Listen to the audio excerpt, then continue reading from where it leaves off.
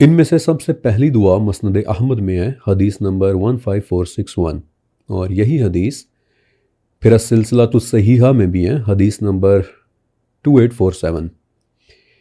اور اس میں حضرت عبد الرحمن ابن خنبش رضی اللہ تعالیٰ عنہ کہ جو کہ ایک انتہائی معمر اور بوڑھے صحابی تھے، ایک عجیب واقعہ سناتے ہیں۔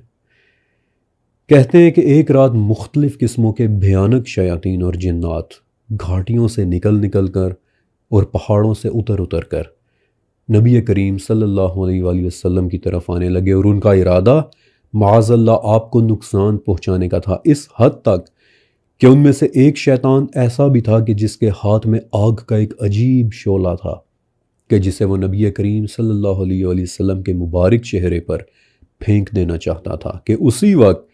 حضرت جبرائیل علیہ السلام نیچے آئے، اور حدیث کے الفاظ ہیں کہ وہ شیطان وہیں رک گیا اور پیچھے ہٹنے لگا۔ جبرائیل علیہ السلام نے آپ صلی اللہ علیہ وآلہ وسلم کو کہا کہ یا رسول اللہ کہیے۔ آپ نے پوچھا کہ کیا کہوں، اور تب جبرائیل علیہ السلام نے آپ کو یہ دعا سکھائی، اور یہاں سے یہ دعا شروع ہوتی ہے، اور میں آپ کو اس کا اردو ترجمہ بتا رہا ہوں، عربی متن آپ کو نیچے کمنٹ میں مل جائے گا کہ کہیے: میں اللہ کے ان تمام کلمات کی پناہ میں آتا ہوں کہ جن سے کوئی نیک اور کوئی بد آگے نہیں بڑھ سکتا، ہر اس چیز کے شر سے کہ جو اس نے پیدا کی اور پھر زمین میں پھیلا دی، ہر اس چیز کے شر سے کہ جو آسمان سے اترتی اور اس میں چڑھتی ہے،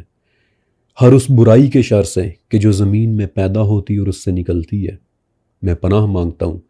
رات اور دن کے فتنوں سے، اور ہر رات کو آنے والے سے، اللہ یہ کہ وہ خیر لے کر آئے، یا رحمان۔ اور اسی وقت حدیث میں آتا ہے کہ اس شیطان کے ہاتھ میں موجود وہ آگ فوراً ٹھنڈی پڑ گئی۔ اللہ اکبر۔ یہ دعا آپ نے ضرور یاد کرنی ہے، یہ بہت جامع دعا ہے، اور میرا نہیں خیال کہ زمین و آسمان میں کوئی چیز ایسی بچتی ہے کہ جس سے اس دعا میں اللہ کی حفاظت نہ مانگی گئی ہو۔ نیچے کمنٹ میں جا کر اس دعا کا عربی متن میں پہلی دعا کے نام سے لکھ دوں گا انشاءاللہ۔